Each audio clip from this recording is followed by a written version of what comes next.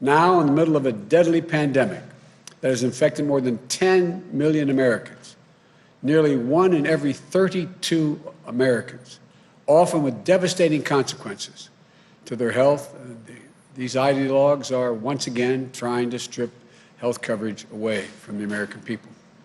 The goal of the outgoing administration is clear from the brief they filed in the Supreme Court. It asserts, and I quote, "The entire ACA thus must fall." This doesn't need to be a partisan issue. It's a human issue. It affects every single American family. And we can't subvert the growing consensus of the American people based on an argument put forward in the briefs seeking to invalidate the law that even many conservative legal scholars, including in the National Review, consider to be, quote, ridiculous.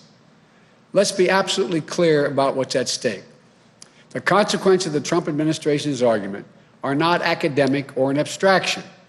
For many Americans, they are a matter of life and death in a literal sense. This argument will determine whether health care coverage of more than 20 million Americans who acquired it under the Affordable Care Act will be ripped away in the middle of the nation's worst pandemic in a century. Over 100 million people, as the Vice President-elect pointed out, over 100 million people with pre-existing conditions like asthma, diabetes, cancer, could once again be denied coverage, whether complications from COVID-19 like lung scarring and heart damage will be the next flood of pre-existing conditions that can be used as an excuse to jack up premiums or deny coverage altogether. For millions of survivors who have struggled, won, and fought the coronavirus